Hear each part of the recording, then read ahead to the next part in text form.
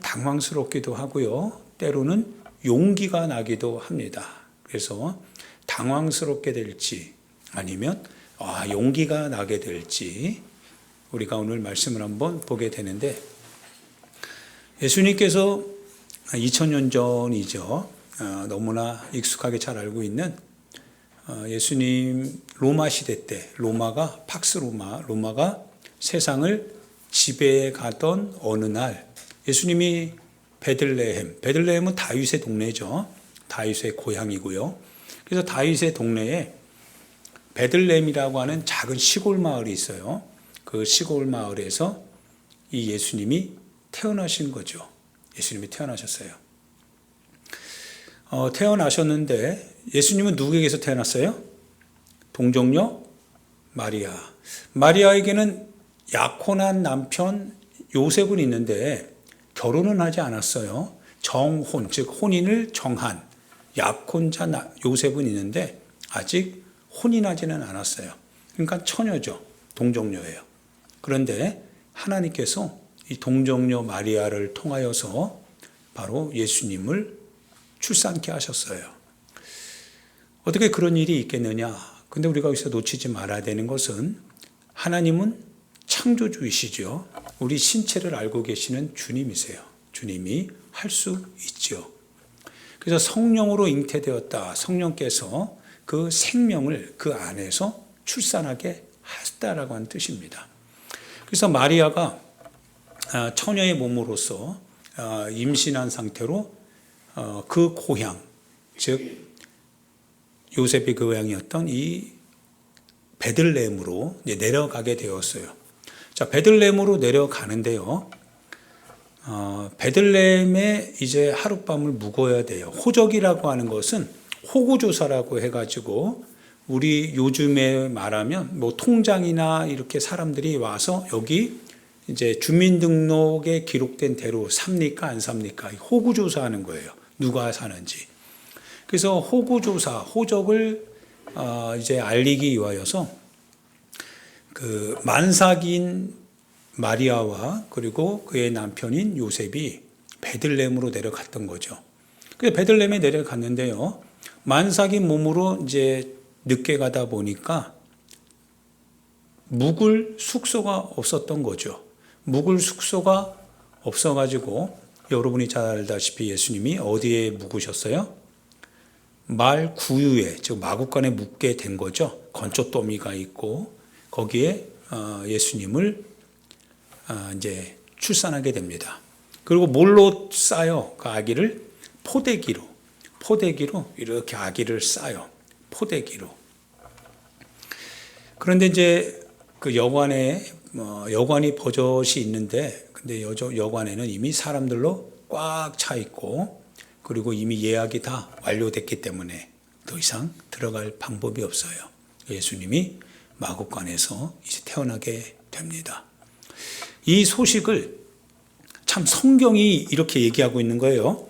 성경이 이 소식을 누가 먼저 듣게 되었느냐면 그 한밤중에 양을 치던 목동들이 이 소식을 듣게 돼요. 천사가요, 우렁차게 천군 천사가 막 찬송을 부르면서 그 목동 주위에 이제 둘러싸게 됩니다. 그러면서 그 목동에게 예수님, 이 천사가 소식을 알려요. 베들레헴 다윗의 동네에 너희를 위하여 구주가 나셨다. 마태복음에 의하면 처녀가 잉태하여 아들을 낳으니 그 이름을 임마누엘이라 하리라. 하나님이 우리와 함께 하시는 그 분이 바로 다윗의 동네 베들레헴에 나왔다라고 하는 그 소식을 바로 목동은 그 당시로 말하면 굉장히 좀 이제 그 사회적인 신분에 있어서는 낮은 신분이었거든요.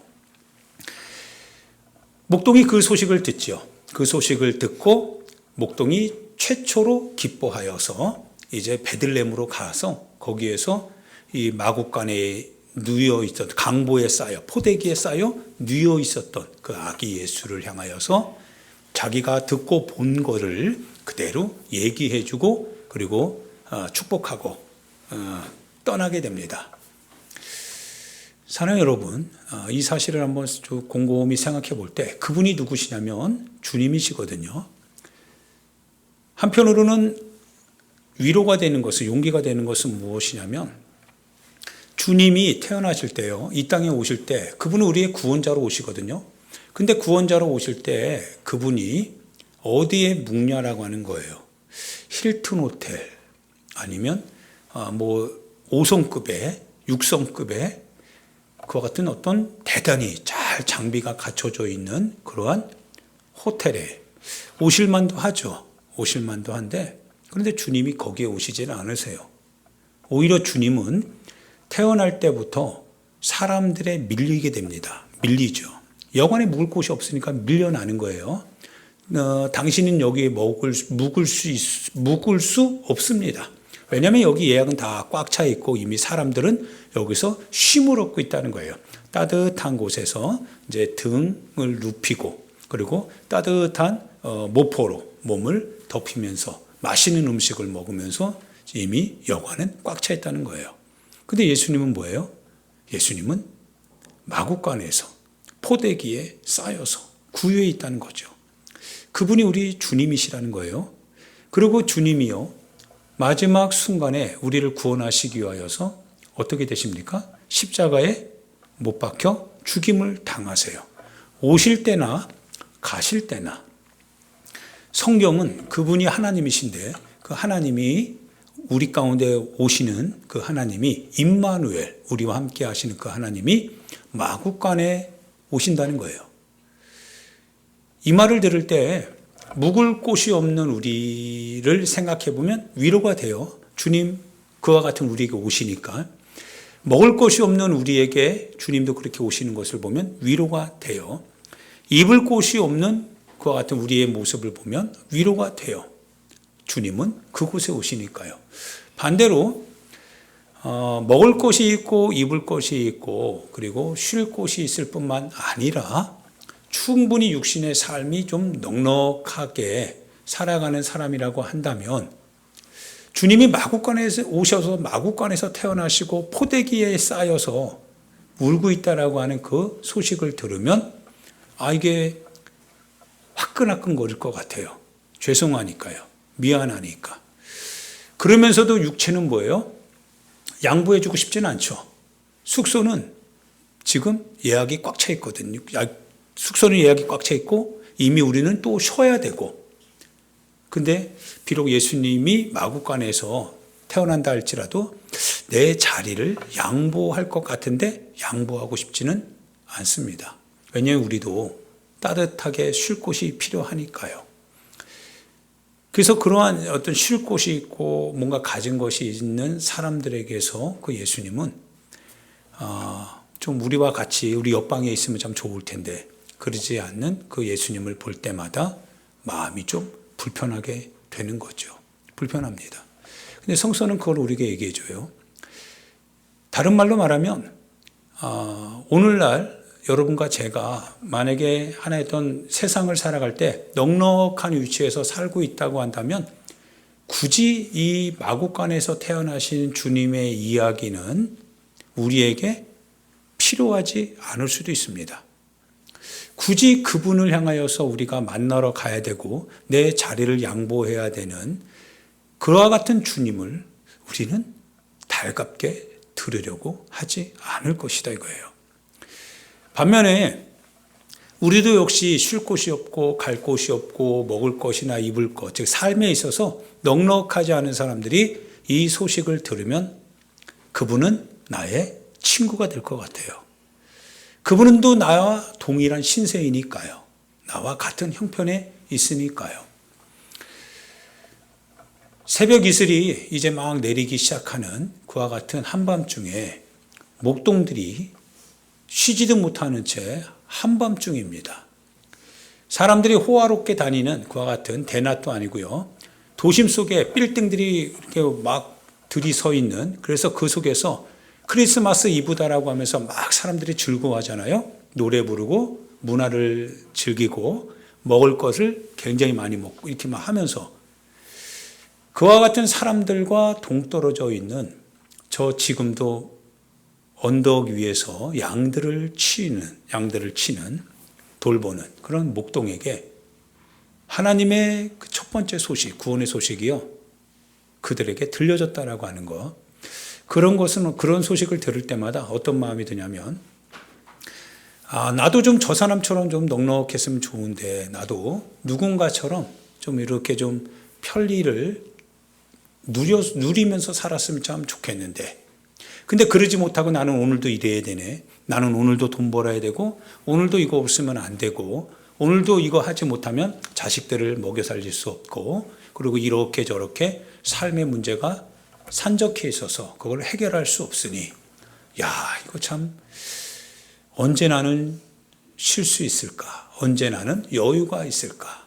이런 마음을 가지고 있는 분들에게는 때로는 그 예수님은 뭐예요? 친근하게 들리는 거죠. 바로 그와 같이 저 많은 어떤 넉넉한 사람들, 많은 저 빌딩 속에 있는 사람들, 지금도 노래하며 칸탄타하며 막 즐겁게 주님을 이렇게 찬양하는 많은 사람들 곁에서가 아니라, 바로 지금 아무도 없는 중에 한밤중에 늑대들이 와서 양을 잡아갈까 봐 그거를 돌봐야 되는, 이슬 맞으면서 한밤중에 들녘에서 누워있는 목동과 같은 자기 신세를 때로는 한탄할 수밖에 없는 그런 사람들에게서 예수님이 이렇게 태어나심의 소식을 가지고 왔다라고 하는 거. 실은 그게 하나님이 하신 거거든요. 하나님께서 그 소식을 그렇게 알리셨더라 이거예요. 위로가 돼요. 힘이 되죠. 그들에게 주님이 먼저 찾아오셨구나. 주님도 역시 그와 같이 사람들에게서 쉴 곳도 얻지 못하고 이미 예약이 꽉 차 있기 때문에, 이미 숙소 안에 사람들이 다 들어가 자리를 차지하고 있기 때문에 예수님조차도 마구간에서 뜨뜻한 모포가 아니라 포대기에 쌓여서 뉘어있다라고 하는 거. 그 소식을 들으면 그분도 저랑 별반 다를 게 없다라고 하는 소식 때문에 마음이 위로가 돼요. 힘든 중에, 어려운 중에, 고통 중에, 외로움 중에, 가진 것이 없어 때로는 불안한 중에도, 근데 그 주님이 우리랑 똑같이 오실 때도 그렇게 오시고 가실 때는 우리보다 더 힘들게 가시더라 이거예요. 그 모습을 보면서 하나님이 우리에게 뭘 말씀하고 계시는가?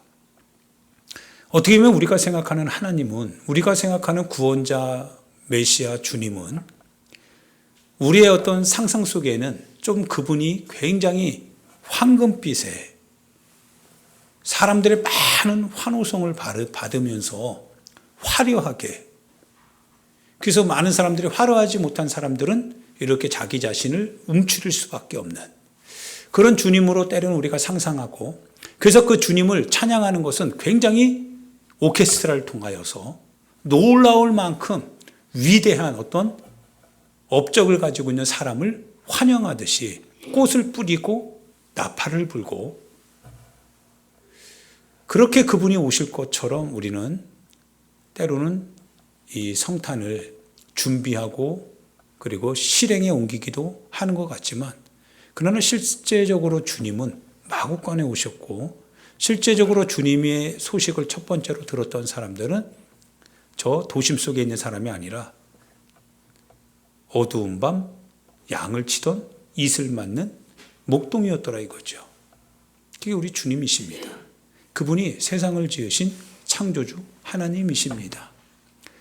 그리고 그분의 삶을 여러분과 제가 잘 알다시피 그분은 특별한 직업이 없었어요. 요셉은 자기 아버지는 목수였기 때문에 목수의 아들로서 30 정도의 나이까지 그렇게 그 가족을 이끌어 가다가, 그러다가 하나님의 이제 때가 되어서 그는 그 어머니, 그 형제들 다 이제 내려놓고 그리고 주님의 복음을 위해서 움직여 나갑니다. 근데 그분이 갈 때마다 어때요? 사람들에게 환영을 받는 듯 하지만 환영하는 사람들은 대부분 다 처음에 우리가 예수님을 예수님의 소식을 들었던 그런 사람들, 그런 사회적 포지션에 있었던 약하고 병들고 가난하고 소외당하던 사람들에게서는 환영을 받는데, 근데 오히려 기득권을 가지고 있었던 지도자들, 그들에게서는 오히려 예수님은 핍박의 대상이요, 저주의 대상이요, 비난의 대상이더라 이거예요. 그분이 하나님이신데요. 그러면서 그분이 가는 곳곳마다 실은 그분은 굶주리기도 하고 피곤하여서 우물 곁에서 몸을 가누지 못할 만큼 피곤해서 기대기도 하고, 그렇게 자신의 그러한 삶을 살더라 이거예요. 마지막에는요, 그분이 하나님이신데, 하나님이시면서도 그분은 사람들에게서 거짓말로 모함을 당하고, 그리고 로마의 군사들의 어떤 팔려나가 가지고 결국은 십자가에 처형을 당하는 그 지경까지 이르더라 이거죠. 하나님이 어떻게 그렇게 당하실 수 있을까? 성경은 이 얘기를 여러분과 저에게 하고 있습니다. 그걸 복음이라고 우리에게 얘기하고 있어요. 그래서 이 복음 앞에 설 때마다 우리 자신의 어떤 잘난 모습은 이거는 주님 앞에는 드러낼 데가 없어요. 잘난 사람, 잘난 멋, 그런 것들은 실은 이 주님의 복음의 현장 앞에서 설 곳이 없어요. 그게 부끄러워요. 반면에 연약하고 가난하고 소외당하고 그리고 포지션으로도 좀 내가 박탈감을 느끼고 있고 이렇게 생각했던 사람들은 그 주님을 향하여서 손을 내밀 수 있습니다. 그 주님이 그렇게 오셨으니까요. 나와 동일한 모습으로, 그리고 동일한 삶의 어려움 속에서 그분이 그와 같은 길을 가셨으니까. 그러면서 성경은 뭐라고 하냐면요, 바로 그분이 우리의 구원자가 되신대요. 그분이 너의 영혼의 구원자가 되시느니라 라고 말씀을 하십니다. 할렐루야. 그분은 우리의 친구가 되시는 거죠. 그분은 우리의 영혼의 구원자가 되신다 라고 말씀을 하십니다. 할렐루야. 사랑하는 여러분, 여러분과 제가 우리의 삶을 이렇게 돌아다 보면 물론 좋은 일도 많이 있겠지만, 그러나 삶을 돌아다 보면 아쉬운 점이 굉장히 많죠. 어려운 점도 우리가 많이 노출되고 있는 것도 사실이고요.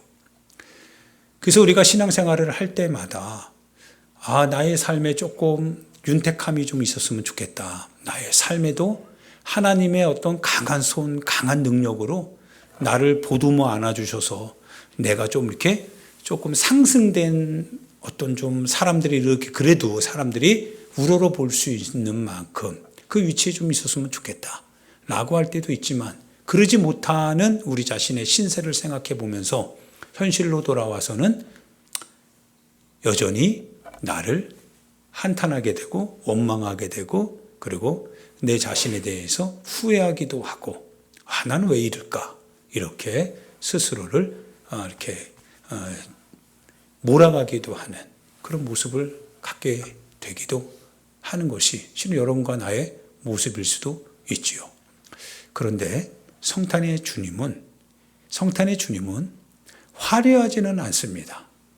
화려하지는 않은데요, 그 주님이요, 그와 같은 사람들에게 오고 있더라 이거예요. 성탄의 주님은 화려하지 않습니다. 성탄의 주님은 그와 같이 우리 가운데 오고 계시는 그 모습, 바로 그분이 주님이시더라 이거죠. 이제는 그분을 우리가 의지해서 우리의 삶에 좀 새로움이 좀 있어야 됩니다. 새로움은 그분으로부터 우리 안에서 시작돼야 됩니다. 그분의 새로움은 무엇이냐면, 세상의 현실은 가져야지 새로워질 수 있다고 얘기하지만, 그러나 주님이 우리에게 주시는 새로움은 그런 새로움이 아닙니다. 우리의 삶의 우리의 삶의 이 현장에서 어렵고 힘들고 외롭고 쓸쓸하고 가진 거 없다 할지라도요, 우리의 그와 같은 삶의 현장에서 새로움이라고 하는 것은 바로 그 삶의 현장으로 우리 주님이 우리랑 똑같이 함께 하신다는 겁니다. 그래서 그 주님과 함께하는 중에 우리가 알지 못했던, 세상에서 우리가 겪지 못했던 새로운 일들이 일어나기 시작한다는 거예요. 왜냐하면 그 주님이 임마누엘 하나님이시니까요. 임마누엘 그 하나님이 바로 나의 삶의 그 열악함 속에 나와 함께 손잡고 가는 중에 이제는 새로움이 일어나게 된다는 거예요. 예전에 주님이 안 계셨을 때는요, 항상 한탄했습니다. 신세 타령했고요. 그리고 내 모습의 못난 모습 때문에 고통스러워했습니다. 그런데 모습은 똑같고 환경도 별반 다를 게 없는 것 같지만, 그런데 임마누엘 그 하나님이요, 나와 함께하는 바로 그 순간부터는 내 안에 예전과는 다른 놀라운 변화가 생깁니다. 임마누엘 그 하나님이 나와 함께 하는구나. 어려워도 나와 주님이 함께 하시니까 라고 하는 그 말이 내 삶에 새로움을 주더라 이거예요. 나와 함께 하시는 그분으로 말미암아 지금 내가 부족한데, 그런데 그 주님이 부족한 모습으로 나와 함께, 내가 너와 함께 한다라고 하니까 위로가 되고 힘이 되고 용기가 됩니다. 기도하게 돼요. 주님 도와주세요. 주님 나에게 힘을 주세요. 그 주님이 나와 함께 한다라고 하는 그 사실 때문에, 그 주님이 없다라고 한다면 모든 것은 어둠일 텐데, 목동은 그냥 목동이었을 텐데, 그런데 그 주님이 나와 함께 한다라고 하는 임마누엘 하나님으로 내 안에 계시니까 그 밤이 빛으로 환하더라 이거예요. 날은 어두운데 이슬은 내리는데 양을 치는 내 신세는 변하지 않는데, 그런데 하늘에서 천군 천사의 찬송 소리가 들리더라 이거예요. 그분이 나를 향하여서 소식을 전해주더라 이거예요. 너희를 위하여 구주가 나셨느니라 말씀을 하시더라 이거예요. 이제 바뀌어지기 변화되기 시작합니다. 내 자신의 모습이요 변화되기 시작합니다. 그분으로 말미암아 감사가 나오기 시작합니다. 할렐루야. 실은 이 소식을 알려주고 싶은 거죠. 성경은 이 소식을 전해주고 싶은 겁니다. 성경은 뭔가 탁월하거나 특별하거나 대단하거나 그런 걸 알려주고 싶었던 것이 아닌 것 같아요. 성경은 뭘 알려주고 싶었냐면, 너희와 함께 하시는 그분은 너의 삶의 현장에서 너와 동일하게, 그러나 동일한 너의 삶의 현장에서 바로 그분이 너와 같이 가고 있다라고 하는 소식, 그것이 바로 기쁜 소식이라고 하는 것. 너의 삶이 지금 대단하게 바뀌지 않는다 할지라도, 그러나 대단하지 않은 그분이 대단하지 않은 환경 속에서 그러나 너와 함께 한다라고 하는 것, 그것이 주님이 우리에게 주고 싶은 기쁜 소식이라고 하는 겁니다. 자녀들에게도 알려주고 싶지 않습니까? 자녀들에게도 이 소식을 알려주고 싶은 거예요. 자녀들이 미래의 시간을 확하게 그려보려고 합니다. 꿈꿔보려고 합니다. 사람들의 경쟁 속에서 이겨내보려고 합니다. 그러다가 나쁜 것을 알면서도 할 수밖에 없고, 어려운 어떤 잘못된 것인 줄 알면서도 그것이 내 인생의 미래의 계획에 도움이 될 것을 알면서도 그 길을 가려고 할 때 부모의 심정은 그런 거죠. 그거 안 해도 된다. 돈 그렇게 크게 벌지 않아도 된다. 너가 크게 이렇게 지위에 올라가지 않아도 된다. 왜냐하면 있는 자리 그 자리에서 주님은 너와 똑같이 너의 손을 잡고 가시니까. 그분이 임마누엘 너의 친구가 되시니까. 그분이 너의 구원자가 되시니까.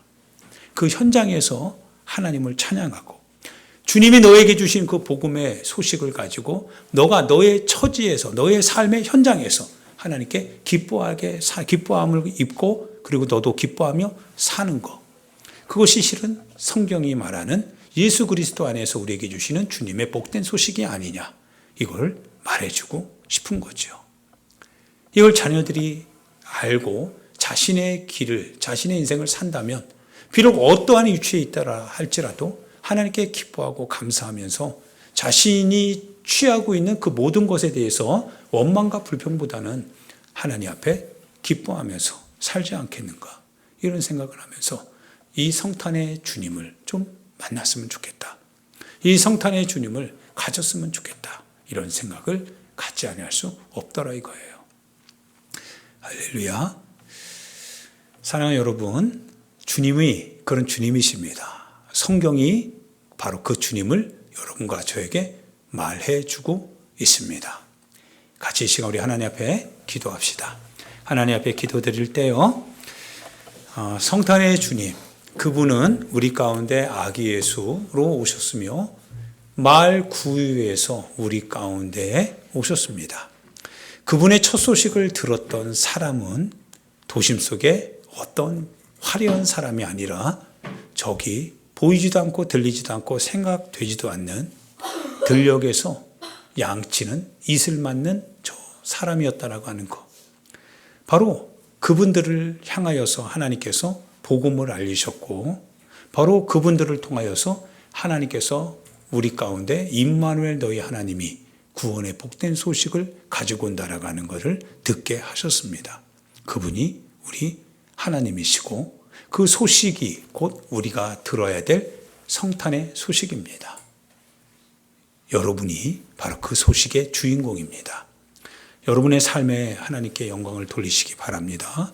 여러분의 삶에 대하여서 하나님께 감사하기를 바랍니다. 임마누엘 그 하나님이 여러분과 나와 함께하고 계시는데 우리 조건, 우리 환경이 아닙니다. 있는 자리 그대로 그 현장에 우리 주님이 같이 하신다라고 하는 그 소식 때문에 우리 같이 하나님 앞에 기도할 때 나와 함께 하시는 주님, 주님으로 말미암아 감사와 기쁨이 넘치게 주옵소서. 늘 언제나 없는 것을 인하여서 불평하고 원망하지 않게 해주시고 내게 있는 것으로 말미암아 하나님께 감사드리고 부족하다 할지라도 그러나 부족한 것을 나보다 더 잘 알고 계시는 주님으로 말미암아 내가 하나님께 영광을 돌릴 수 있는 넉넉한 신앙의 사람이 되게 해달라고 성탄의 주님을 통하여서 나도 성탄을 힘입어 주께로 나아가는 은혜의 사람이 되게